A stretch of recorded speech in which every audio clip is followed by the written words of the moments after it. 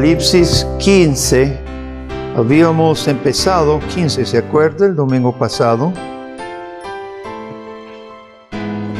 Y estudiamos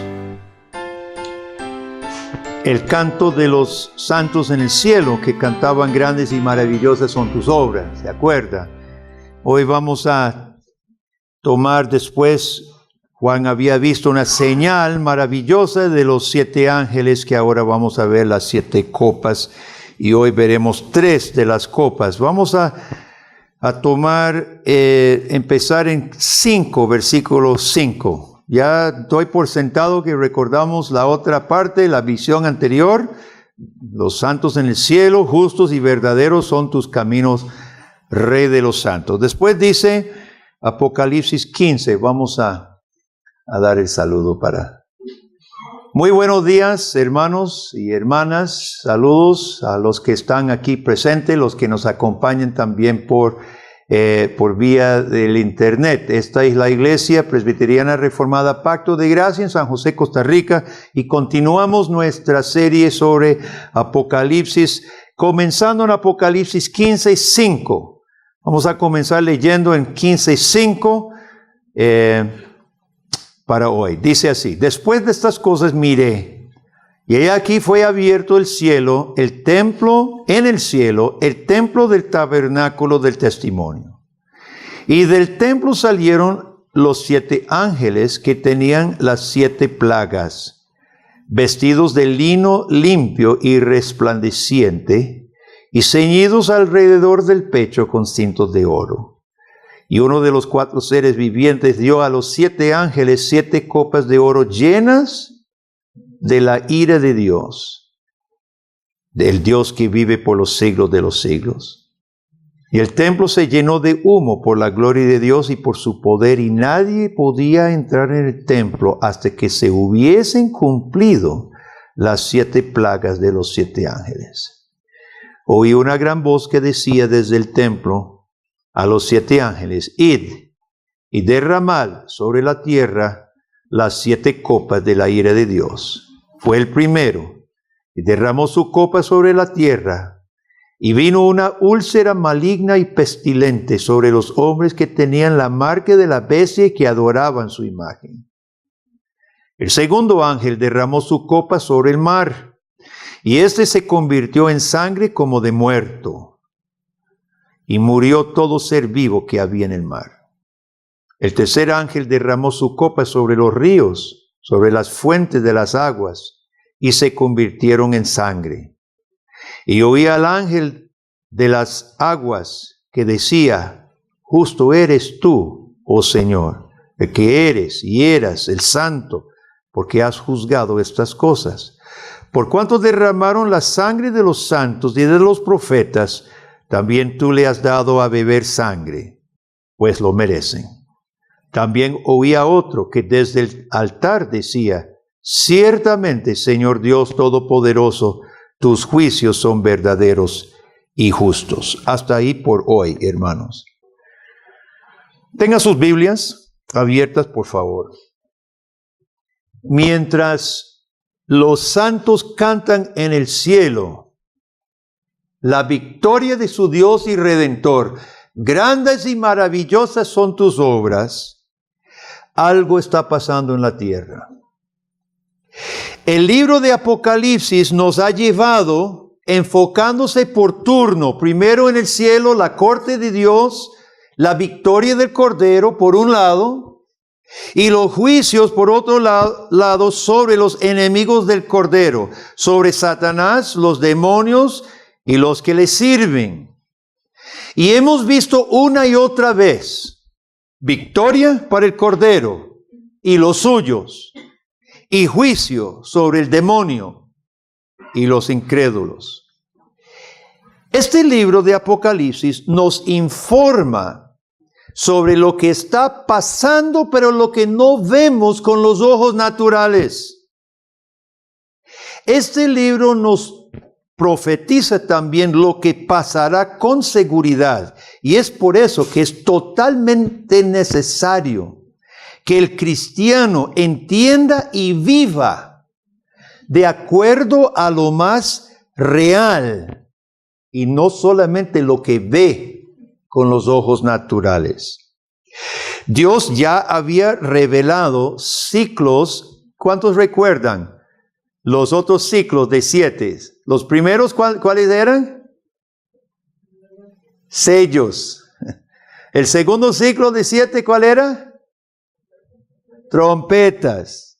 Este es el último siglo, las 7 copas. Este es juicio final, hermanos. Fíjese bien que ya estas copas no se derraman sobre la tierra donde estén cristianos e incrédulos juntos. Este es juicio final sobre los que adoran la bestia y llevan su marca. Ese juicio final. Esto es una descripción realmente del infierno, del juicio final. El lenguaje usa las plagas de Egipto, casi en todos los casos. Es figurativo el lenguaje, pero es real. Lo figurativo puede ser real. Es más, la realidad puede ser peor que la figura. Y en el caso de la descripción del infierno, hermanos, es así. La realidad del juicio de Dios y el infierno va a ser peor que el lenguaje humano puede describirlo. Así que la Biblia y este pasaje usa figuras terribles, metáforas terribles, para describir una realidad aún peor. Y el propósito es advertencia clara para el no creyente. Estamos hablando del juicio final con estas 7 copas. Los 7 ángeles salen ¿de dónde? Versículo 6 de capítulo 15. ¿De dónde salen? Del templo. No tengamos duda. Estas cosas son de Dios, no son del diablo. Algunas personas piensan que las cosas malas, los juicios y todo, son del demonio. Estos son de Dios. Eso es expresión de la ira de Dios. En versículo 6, los ángeles son vestidos ¿de qué? Lino fino. ¿Qué representa el lino fino en el libro de Apocalipsis? Resplandeciente, blanco. ¿Qué representa? La justicia de Dios. Los santos son vestidos de lino fino porque somos revestidos de la justicia de Cristo. Así nos ve Dios. Estos ángeles no necesitan justificación, pero sí llevan la justicia de Dios. Son vestidos de lino fino resplandeciente con cinto de oro sobre el pecho. ¿Qué son? Heraldos reales. Estos llevan la autoridad de Dios mismo. Ellos llevan la justicia de Dios. Y versículo 8, donde dice que el templo se llenó de tal manera del humo, de la gloria y del poder de Dios, que nadie podía entrar hasta acabarse. Es terrible, hermanos. Esto es señal que se ha llenado la copa de iniquidad de los impíos y se encendió la ira justa de Dios. Dios le había dicho a Abraham, en Génesis 15, 16, por ejemplo, que aún la copa de iniquidad de los amorreos no se había llenado. Por eso Dios no le dio a Abraham en ese momento la tierra de Canaán. Se tenía que llenar. 400 años iba a pasar. Su pueblo iba a crecer, ir a Egipto, esclavizarse. Y luego que se hubiera llenado la copa de iniquidad de los cananitas, entonces Dios los juzgaría. Usted sabe que figurativamente, hermanos, hay un vaso, un recipiente, una copa que llenan los impíos. Dios es paciente. Pero cuando una nación, un pueblo, un individuo llena ese vaso de su inmundicia, de sus obras injustas y malas, ¿sabe? Se rebalsa en un diluvio de la ira encendida del Dios justo. Jesús había dicho lo mismo en Mateo 23, 32. Hablando a los fariseos que planeaban matarlo, Jesús dijo que ellos eran como sus padres que habían matado a los profetas. Y dijo, llenen la copa, llénela. Y en el año 70 después de Cristo, usted sabe lo que pasó. Los romanos marcharon contra Jerusalén. Derribaron los muros de Jerusalén. Mataron a los judíos. Derribaron el templo y hasta hoy no se ha levantado. Y ni se levantará.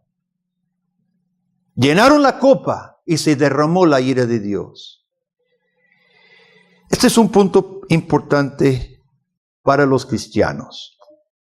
Los mártires, ¿se acuerdan lo que preguntaban los mártires? ¿Se acuerda? ¿Qué pedían los mártires? ¿Qué preguntaban? ¿Hasta cuándo, Señor? ¿Hasta cuándo tú no vengas nuestra sangre? En Apocalipsis 6:10. ¿Y qué fue la respuesta? Hasta que se complete el número. Hasta que se complete el número de los mártires. Dios no está ausente. Dios no es un Dios, como dicen los deístas, que le dio cuerda al reloj del mundo y se fue de vacaciones y el mundo camina solo y aquí nos la jugamos. Así no es. Dios no está ausente, no está lejos, no está de vacaciones. Con paciencia está observando que se llena la cantidad de mártires. Se llena la copa de iniquidad de los enemigos. Los pecados del mundo, querido amigo que me escucha, los pecados del mundo nos llevan inexorablemente, necesariamente, cada día más cerca al juicio final. El cristiano necesita saber vivir entre la promesa de Dios que se dio, que Él atenderá todo, y el cumplimiento. Nosotros vivimos en medio de esas dos grandes realidades, hermano. La promesa de Dios que nos redimirá, que hará justicia, y el cumplimiento cuando se haga realidad su promesa. Y es por esto que el libro de Apocalipsis exhorta varias veces, esta es la paciencia de los santos. Esta es la paciencia de los santos, porque estamos en medio de la promesa que se dio, pero no se ha completado, y el cumplimiento cuando se cumplirá. El cristiano nunca se desespera, por lo menos no deberíamos nunca desesperarnos, hermano. Porque sabemos que la promesa que se dio se cumplirá. Menos el cristiano reniega. El cristiano no reniega. Porque sabe que está en manos de un Dios soberano. El cristiano no se echa para atrás. Nosotros sabemos lo que está pasando. El cristiano puede dedicarse al trabajo del reino con tranquilidad, con esfuerzo, honrando al Cordero, porque pronto lo veremos. Vamos entonces, hermanos, con las copas. Primera copa, capítulo 16, versículos 1 y 2. La primera copa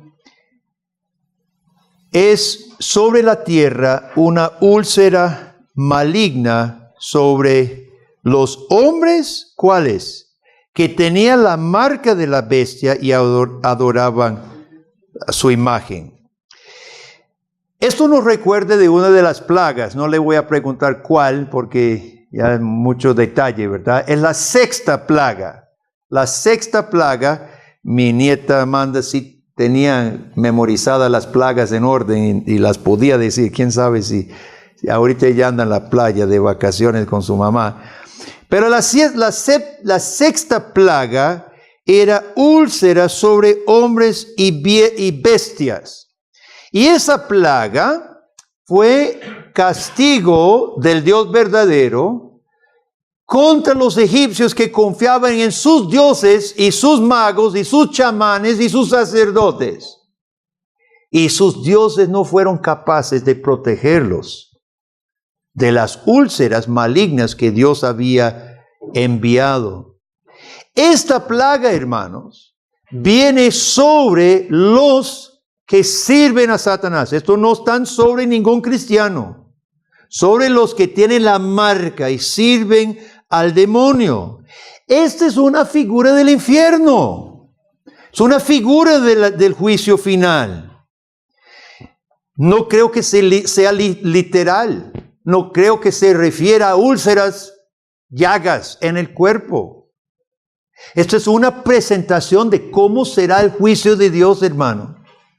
Dolor, tormento, úlceras malignas, para empezar, siguen 6 más. Hay quienes hasta hacen pacto con el diablo, creyendo que el demonio los va a proteger, le va a dar fuerzas. Mire, ¿de qué le sirvió llevar la marca de la bestia encima? Nada. Cuando viene el ángel enviado de Dios Todopoderoso, hermanos, ningún pacto con nadie ni nada le va a salvar. Hermanos, estas cosas, y este es solo el comienzo, estas cosas nos tienen que impactar fuertemente. El cristiano que no tiene carga por sus conocidos que no son creyentes, miren, no ha entendido lo serio de estas cosas, hermano. Yo creo que, pues, yo he tenido amigos que murieron sin creer en Cristo. Posiblemente usted tiene amigos, familiares, vecinos, todos tenemos. Y ellos están obviando, están ignorando. Muchos a propósito. No me hablen de esas cosas. Vea, yo creo, hermanos, que al ver estas cosas, tiene que haber una carga sobre nuestro corazón por decirles la verdad. Esto es algo terrible que les espera los que llevan la marca, los que sirven, no sirven al Cordero, los que sirven al pecado, hermanos. La segunda copa, versículo 3, es derramada sobre el mar, se convierte en sangre y muere todo lo que está en el mar. Esto nos recuerda de cuál plaga. Esta sí es más fácil. Esta es la primera plaga. ¿Se acuerda que Moisés convirtió el Nilo en sangre? ¿Qué era el Nilo para Egipto? El Nilo era vida. Es más, para ellos era casi divino. Era representante de los dioses, ¿verdad? El Nilo regaba sus cosechas, le daba vida de agricultura. El Nilo transportaba su mercadería. El Nilo transportaba los ejércitos. El Nilo era importantísimo para Egipto. Ahora, cuando Moisés castiga el Nilo, por decirlo así, lo convierte en mortandad, porque eso es lo que representa sangre. Se hizo un juicio sobre Egipto. Ahora, hermanos, en el tiempo de Juan, Roma manejaba su imperio por medio del mar. Usted sabe que los barcos romanos llegaron hasta Inglaterra, tempranísimo. Toda Europa y hasta el Mediterráneo era manejado, el imperio romano, por los barcos. Ahora, dice Juan que el juicio de Dios, y yo creo que cuando dice que murió todo lo vivo, probablemente se refiere más a los barcos romanos que los peces, aunque es general. Ya se murió todo, ya no hay más vida. No hay más pescado para el mercado, ya no hay más ejércitos romanos, no hay nada más en el mar, se convierte en sangre, nada más. Hermanos, Dios castigará el poderío de Roma y la pregunta es, ¿cuántas naves romanas navegan el Mediterráneo hoy?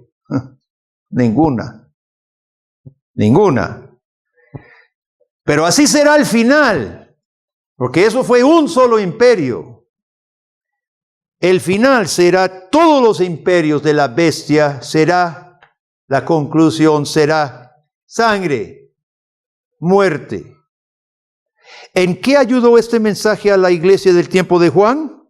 En mucho.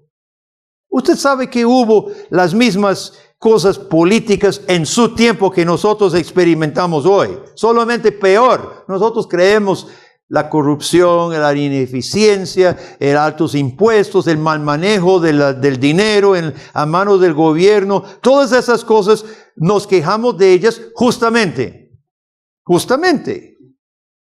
Lo mismo pasaba para los cristianos en Roma, hermano. Hubo intrigas en todos los niveles de ciudades y niveles del imperio romano. Los emperadores terminaron haciendo guerra civil entre ellos y matándose unos a otros. En un año, yo creo, no me acuerdo muy bien, pero como tres emperadores en un solo año hubo porque se mataban unos a otros. Guerras entre bandos políticos, huelgas en el imperio, desastres en el imperio, altos impuestos y rebeliones en el imperio. Además de algo que nosotros no estamos enfrentando, además de persecución contra los cristianos. Los cristianos del tiempo de Juan lo tenían peor que nosotros. Lo tenía peor. Y estos pasajes y este libro de Apocalipsis ayudó a los cristianos saber que por más que Babilonia y la bestia rabiaran, ya su condena estaba pronunciada. Y ese conocimiento, hermanos, escuche bien, el conocimiento y la fe, porque creyeron este libro, creyeron esta profecía. El conocimiento y la confianza de que era cierto permitió a esos cristianos dedicarse a sus familias. Usted sabe que en medio de los trastornos políticos, en medio de las persecuciones, tenemos testimonios hermosísimos de familias cristianas. Ireneo, que elabora a finales del segundo siglo, gran padre de la iglesia, gran teólogo. Leemos sus obras todavía. Peleó contra los herejes, los gnósticos. Él fue criado en una familia cristiana. Oiga, mamá y papá, en medio de persecución, los papás cristianos sacaron padres teólogos que hoy les leemos. Son importantes. Escuchen. Ireneo probablemente fue bautizado por Policarpo. Policarpo vive a principios del segundo siglo, justo después de los apóstoles. Policarpo nació en una familia cristiana, murió a los 80 años martirizado. Cristiano, criado por padres cristianos, con tal convicción de que viejo le dijeron: viejito, renuncie, queme incienso al emperador, no hace falta que usted muera. Y Policarpo dijo palabras famosas: 80 y no sé cuántos años le he servido al Señor. Él nunca me falló una vez, ni una sola vez. ¿Cómo yo le voy a fallar a Él? Quémeme si quiere. No me acuerdo si lo hirvieron en aceite y lo tiraron a los ánimos. No me acuerdo la forma en que muere Policarpo. Policarpo fue bautizado discípulo de Juan el apóstol. Juan, Policarpo, Ireneo. Tres generaciones de cristianos creyendo esto, el poder de Dios, padres cristianos criando a sus hijos, no solo para ser cristianitos, para ser teólogos, para ser trabajadores y mártires. Esto ayudó, hermano. Este enfoque era sumamente importante porque los permitió dedicarse a sus familias, a la enseñanza, a sus iglesias, sus trabajos y al evangelio con tranquilidad, dejando en manos de Dios lo demás. Si nos matan, nos matan, pero vamos a servir a Cristo. Todo está en manos del Señor. Los cristianos, esto es en boca de los romanos impíos y paganos, hermanos. Los cristianos recogían a los bebés abandonados en las plazas, porque como el aborto no estaba perfeccionado, Siempre ha existido el aborto por medicinas y plantas que se tomaban las mujeres que no querían tener un bebé, y si fallaba el aborto y paría, dejaba el bebé abandonado. Bueno, ya que se muera ahí, la dejaba ahí llorando. Los cristianos recogían esos bebés, aparentemente eran bastantes, porque lo dicen un gobernador romano, quejándose de los cristianos y diciendo, ¿cómo no van a caer bien si ellos recogen los infantes nuestros abandonados? ¿Quién sabe cuántos cristianos fueron recogidos, hermano? ¿Quién sabe qué cantidad de miembros de la iglesia primitiva fueron bebés recogidos que iban a morir? Los cristianos enterraban a los viejos que fueron a tirar, porque los paganos ni una muerte ni una sepultura digna le daban a sus viejos, dejaba el cuerpo por ahí. Los cristianos iban y le enterraban el cuerpo. Hermanos, en nombre de Jesucristo y por causa de Jesucristo, los cristianos ganaron la admiración de las personas.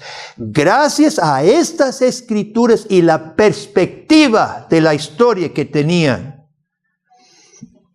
Así nosotros, hermanos, en lugar de desesperarnos ante cualquier situación, la corrupción, el caos político, nosotros podemos ponernos los guantes tranquilamente y trabajar para el Señor de señores. Las maldades de este mundo serán retribuidas, no por nosotros, por el Rey de Reyes. Podemos descansar en esa verdad. A nosotros nos toca simplemente cumplir nuestra encomienda. Dios cumplirá su parte que ya ha sido anunciada. Así que podemos dar testimonio donde sea. En la arena política si es necesario. Tenemos democracia. El ciudadano tiene derecho y deber también de hablar en nombre de Jesucristo. En el trabajo, sobre todo en nuestros hogares. Levantemos Policarpos. Levantemos Ireneos, hermanos, y en la iglesia. La tercera copa, versículos 4 a 7. Derramó su copa sobre los ríos, sobre las fuentes de las aguas, y se convirtieron en sangre. Esta es la copa de venganza contra los que mataban a los cristianos. Dice que por cuanto derramaron, versículo 6, la sangre de los santos y de los profetas. Tú le has dado a beber sangre, pues lo merecen. Verdaderos y justos son tus juicios, dice versículo 7. La semana pasada vimos que en el cielo dicen lo mismo, el coro. Y esto es en el cielo, bueno, eso es el ángel, ¿verdad? Que está saliendo del templo. Verdaderos y justos son tus caminos o son tus juicios. Lo verdadero corresponde a, ¿qué dijimos? Lo verdadero corresponde a lo real. Lo que Dios pronuncia verdadero es lo real, no lo que usted quiere que sea realidad. La verdad no es flexible, la verdad no está sujeta a su opinión. No existe tu verdad y mi verdad. La verdad es lo real. Verdaderos son los juicios de Dios y justos. Dios gobierna conforme a lo recto, lo santo y lo verdadero de Dios. Ahora, esto de que Dios le da de beber sangre también se toma del Antiguo Testamento. Como hemos mencionado muchas veces, en el Antiguo Testamento está casi todo el libro de Apocalipsis. Por ejemplo, en Isaías 49:26, Dios promete venganza sobre los opresores de su pueblo. Y dice Dios que como ellos oprimieron a su pueblo, Dios le dará de beber su propia sangre, sus propias carnes de comer. Ellos se ahogarán en su propia muerte. Aquí Apocalipsis retoma estas ideas y dice que el juicio final será completo. Casi nos está diciendo que no habrá ninguna gota de agua potable en el infierno. Recuerde que se está presentando ¿cómo será el juicio en forma figurativa? No habrá una gota de agua potable en el infierno. Yo creo que el agua es lo más básico de satisfacer nuestra necesidad, ¿verdad? Lo primero que pide en la mañana es beber algo porque tiene sed. Lo último, cuando está sediente, caliente, pues no va a haber agua. Las bendiciones de Dios que aquí gozamos y que goza el más impío, la persona más mala todavía goza de agua. El infierno no. Todo será retribución divina, todo. Y nos debe dar escalofríos esto, hermano. A mí me impacta, me afecta. Nos debe impulsar por amor al perdido a insistir con él, que se arrepienta antes que venga. ¿Por qué el ángel clama desde el altar? Dice versículo 7, que dijo desde el altar: ciertamente, Señor Dios Todopoderoso, tus juicios son verdaderos y justos. ¿Por qué desde el altar? ¿Dónde estaban las almas de los mártires? ¿Dónde estaban? Debajo del altar. Estaban debajo del altar, hermanos. ¿Quiénes son los primeros de escuchar el juicio de Dios sobre aquellos que los había matado? Los mártires.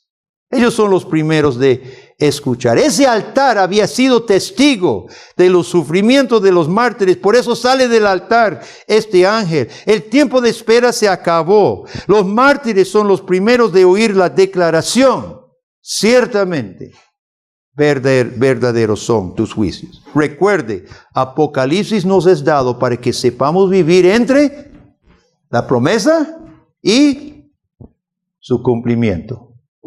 Los mártires esperaban y vieron el cumplimiento. ¿Cómo vamos nosotros, hermanos?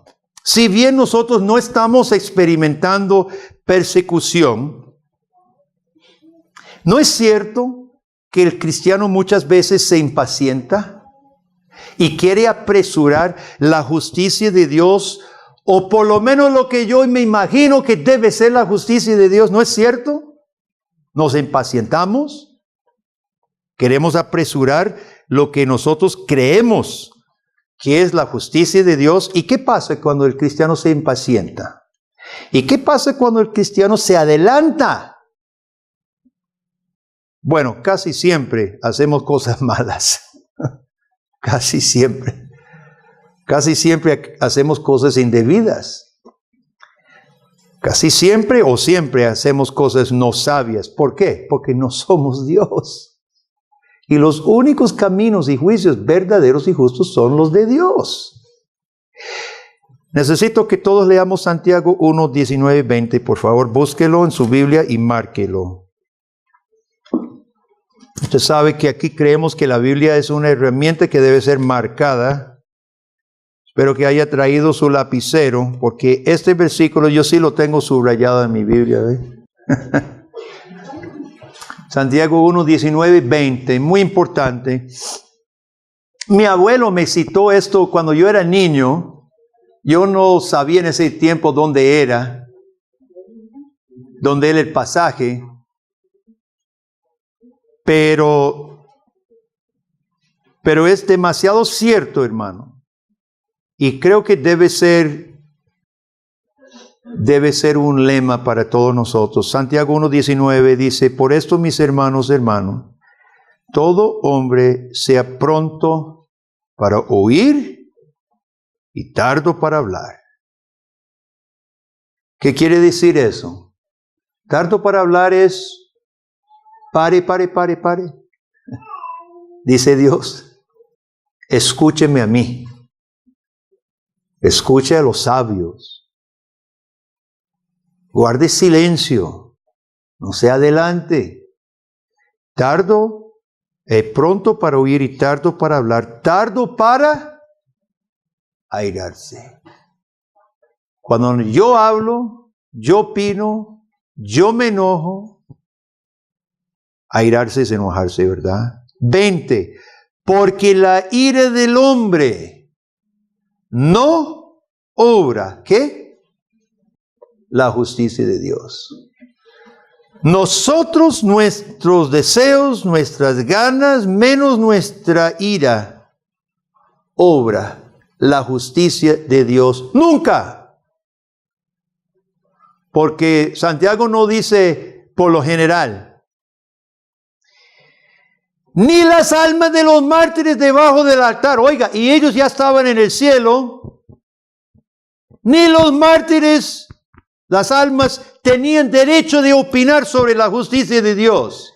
Cuándo y cómo debía ejecutarse la obra, la justicia de Dios. Y ellos ya estaban en el cielo. Menos nosotros que estamos aquí en la tierra, hermanos, debemos pretender dictarle a Dios lo que es justo o lo que no es justo. Y esto es importantísimo para nuestra vida en el mundo lleno de injusticias. Estamos en un mundo lleno de injusticias. Es cierto. El cristiano no puede, por lo menos no debe, de poder, podemos, pero no debemos frenar nuestro servicio y obediencia a Dios por las injusticias que nos rodean. ¿Qué es el pretexto más común?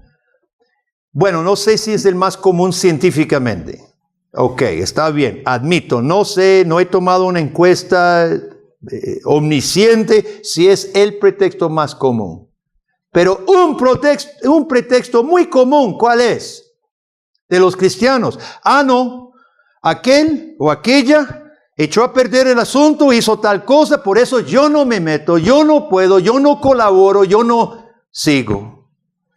¿Qué es lo que hacemos? Por lo que hace el otro, injusto, posiblemente una injusticia, yo me retiro. Yo personalmente creo que es el más común. Inclusive somos capaces de decir, de conciencia yo no puedo. Yo no puedo hacerme partícipe de eso, de conciencia, hasta metemos a Dios, porque ¿quién es dueño de nuestra conciencia? Dios. Y metemos a Dios en nuestro pretexto sinvergüenzado de no obedecer a Dios. Fíjese usted muy bien, los mártires, ni los mártires, Dios les dio derecho de reclamar cuándo y cómo se ejecutaba la justicia de Dios. A ellos les dijo, aguarden, esperen. A nosotros nos dice, sirva, trabaje para la gloria de Dios, ofrezca su vida sacrificio santo y agradable hasta que venga Jesús, nada más. Imagínense con esta actitud que tenemos, hermanos, de excusarnos por cada injusticia que nos rodea, de no servir por eso, por ella, por él, por otro. Imagínense que viniera verdadera persecución. Si estamos ahorita a medianito máquina, porque encontramos pretextos para no obedecer, para no trabajar, para no luchar. Imagínense que viniera verdadera persecución, verdaderas injusticias. El cristiano se paraliza. La iglesia se paraliza. Así no puede ser, hermano. Por eso, el cristiano debería vivir como si las injusticias contra nosotros fueran grandísimas. Y así obedeciendo y sirviendo. Enseñando a nuestros hijos a que no sean, utilicemos los términos comunes, unos delicados.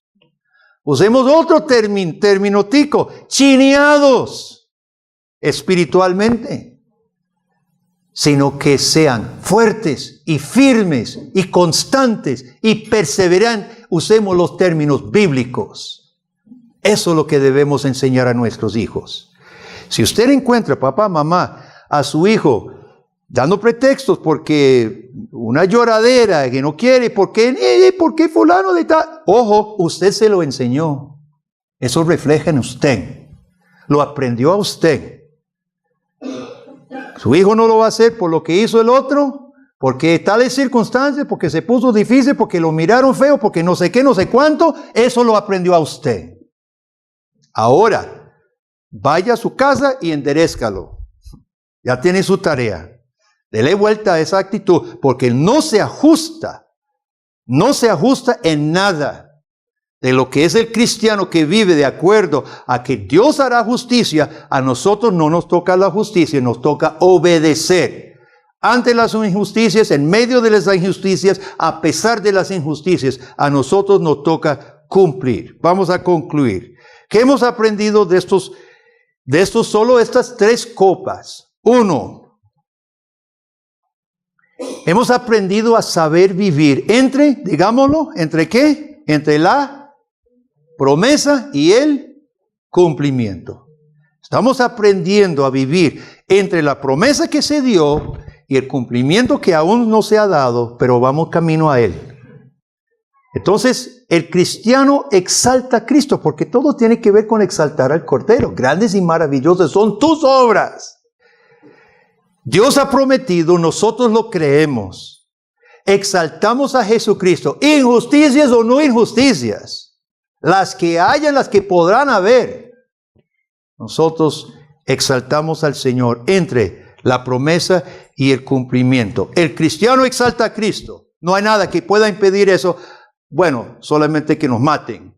Es lo único que puede impedir que el cristiano sirva a su Señor, que nos maten, como Policarpo.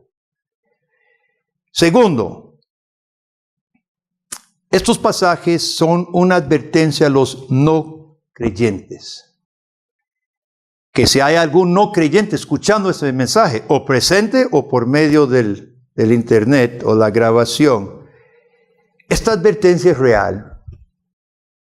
Esta advertencia nosotros no la inventamos, no inventamos este mensaje, ni que los cristianos lo digan con alegría.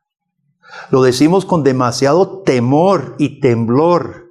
Es terrible tener que decir lo que Dios dice, pero es real. Y esta advertencia es que se acabará la paciencia de Dios cuando se llene la copa final de iniquidad. Se acabará la paciencia de Dios cuando se llene la copa de iniquidad y vendrá juicio final. Esta advertencia se la hacemos porque la Biblia lo hace. Lo hacemos por amor a la persona que aún no ha sido liberada de su culpa y pecado en Cristo. Por favor, tema. Por favor, arrodíllese delante del Señor.